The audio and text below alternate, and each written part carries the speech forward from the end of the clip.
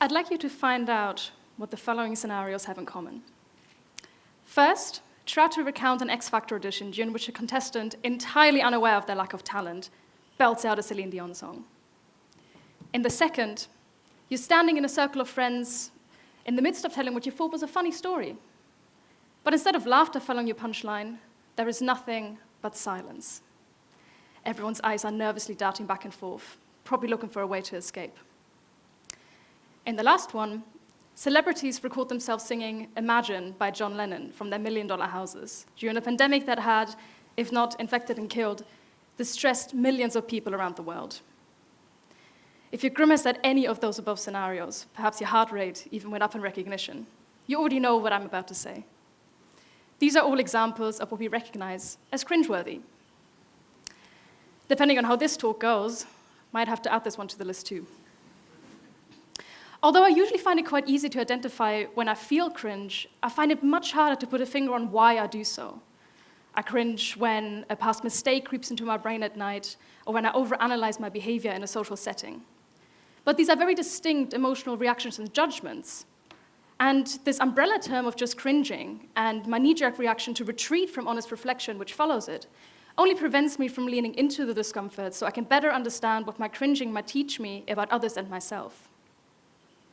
As we scrutinize each other's behavior more and more, as the lines between online performances and offline behavior are blurring, thinking about how we cringe and what we do about it might become more important than ever before.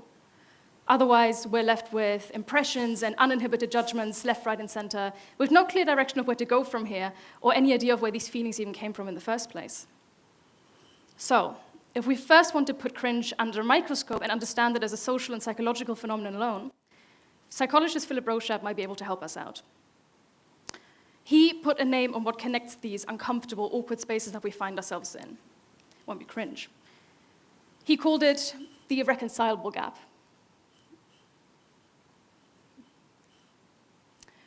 This gap refers to a discrepancy between how a person thinks others perceive them and how they actually do. Additionally, what we also perceive as cringe is hugely dependent on the culture that we've grown up in and the day-to-day trends that we're adapting to all the time. For example, sometimes when a person's actions are misaligned with our mainstream trends and tastes can trigger feelings of cringe, something which Gabi Rasson helped us express by coining the word chuggy. She first started using it back in 2013 to describe people who were slightly off-trend or out of touch. Chuggy examples include your parents' Live, Love, Love banners at home, Hollister t-shirts, and frosted tips reminiscent of Justin Timberlake in the early 2000s. What connects all of these examples is that chuggy requires a level of out-of-touchness in someone's taste. And this level of out-of-touchness is also very prevalent in cringe behavior. We already know intuitively that we tend to cringe at others when their behavior misaligns with certain social norms. In other words, we cringe when someone's behavior is socially transgressive, be that someone making an offensive joke by mistake or messing up their performance despite their previous show of great confidence. Both situations put the onlooker in an uncomfortable position. As Melissa Dahl points out in her book, Cringeworthy, if awkwardness sounds the alarm, cringing is what happens when it goes off. But what actually happens in our brains when we cringe? An fMRI experiment by Søren Krach and others might have some ideas on that. In the experiment, the researchers showed participants examples of cringe while observing their brain activity and found that the parts of the brain structures which neuroscientists believe are part in brain processing actually lit up. Now, what's interesting is that these brain structures don't just light up when you're feeling your own pain, but they also light up when you're feeling someone else's pain. Quite fittingly, the paper was called Your Flaws Are My Pain, which you will see on the screen there if that wasn't clear enough. Our ability to empathize with other people to the point that we can quite literally feel their pain seems like a positive human trait, right? And to some extent it is. Sometimes cringe can serve as an emotional vehicle for our empathy and compassion for one another in an awkward situation. But what if we don't want to lessen the pain of the person we're cringing at? What if, in fact, we're so disgusted by their behavior, we almost feel like, well, they deserve it? This is why Melissa Dahl makes a clear distinction between what she calls contemptuous and compassionate cringe. Compassionate cringe is what happens when you recognize the humanity of someone's awkwardness. I find that this is usually done in hindsight, like when you tell your friends an embarrassing story and they all cringe with you, wishing it never happened to you. But it can also happen in the moment when the embarrassing behavior is benign and usually quite relatable to those around you observing it. It's kind of the humbler version of the two, we could say. The kind of cringe that recognizes it could have happened to anyone, and you just want to hug the embarrassment out of someone. However, at risk of offending the whole audience, I think we're all probably guilty of engaging in contemptuous cringe too. Who hasn't enjoyed watching someone mess up their audition on live television? When this happens, we enjoy the humiliation. We might even pity them. And as a response, we remove ourselves from the person that we're cringing at. You might even say that we feel disgusted by their actions as we cringe. How dare they think so highly of themselves that they believe they could rise to fame? How dare they express themselves so shamelessly? You might even feel a little bit superior because you believe that their cringe behavior defines them as a person. One of the reasons why cringe works so well on TV is because a necessary element of contemptuous cringe is the act of shaming. And shaming, in turn, requires exposure, something which Jennifer Jacket explains in her book, Is Shame Necessary? She also explains that the way that we feel shame and the way it's weaponized against other people is hugely dependent on our cultural norms. For example, in individualized cultures, we usually tend to rely on a personal moral compass to adjust and improve our behavior, while in collectivist cultures, shaming can often be used as a tool for social control. In other words, shaming, when it works positively, can help someone understand their poor behavior and, at best, motivate them to make amends. But if exposure is necessary to shame someone for their transgressions, what if this happens online without the presence of the shamed? And if shame is supposed to tell us whether we need to adjust our behavior in order to avoid being excluded, what if the shaming isn't even warranted at all? It's just that the behavior being cringed at doesn't align with certain expectations.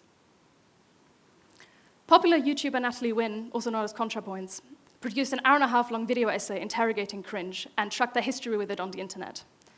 What becomes apparent pretty quickly is that cringe content in social networks and media is often targeted at those not conforming to various homogeneous norms. What this means is that a lot of cringe is rooted in a variety of phobias and isms, be that fat phobia, transphobia, sexism, racism, you name it. Entire Reddit boards and internet forums are dedicated to cringing at trans people who don't, quote unquote, pass, or cringing at disabled people who don't interact with the world the same way other people do, or women who simply subvert misogynist assumptions about how they should behave. What's worse, because cringing helps people bond, they even find community in their collective hatred, in which they punish people for their deviations. This kind of cringe relies on the idea that the person doing the shaming has a level of social, perhaps even political authority on behalf of the group that they belong to. And unless the person being shamed molds themselves into who the group thinks they should be, there is neither room for acceptance or any kind of positive change. Unsurprisingly, this doesn't come without consequences. Although Jennifer Jacket makes the case for using shame as a political tool to force people in power and with a lot of authority to act more ethically, she does warn us that sometimes shaming can be so serious and causes such pain that the transgressor would rather withdraw from society or would rather not live at all. In Conflict is Not Abuse, Sarah Schulman reminds us that our society's hunger for punishment, denouncing, excluding, threatening, and shunning others only divides people. And it also makes us forget that there is no real correlation between having the ability to punish and being right. More often than not, the wrong people get punished, and the punishers use their power to keep from being accountable. I've spent too much time, and probably still do, recycling the pain of my past mistakes instead of learning and laughing at the humanity of it all. I sometimes wonder what I could have learned about myself if I had interrogated the culture which told me to remove myself from what I was told was the cringe of femininity, the cringe of speaking my mind just to be more likable, or the cringe of simply being unapologetically sincere to others, the cringe of seeking connection rather than competition, the cringe of caring for others and myself. This is not an argument against the fact that we cringe, but rather what we do with it afterwards. If we know that cringe is dependent on ever-changing social norms and assumptions and expectations about how we should be and behave, I'd like to encourage you to practice active, radical compassion next time you cringe. Whether it's happening online or offline, just sit with the feeling for a little while. Confront it rather than reject it. Ask yourself, why are you cringing? Could it be that the situation is reminding you of your own internalized shame? What was it that really triggered your response? I think you find that more often than not, you can find a source of connection rather than contempt for the other person. You might even be curious as to why you felt that way and learn something about yourself. And at best, we hope, of course, that you don't only extend this generosity to others, but also to yourself when this cringe is directed at you. I believe that the empathy inherent in our cringe response holds huge potential for learning, understanding, and care. At its best, embracing and interrogating our cringe might not only help us understand each other better, encourage us to be kinder, but ultimately, and most importantly, be liberating for us all. Thank you.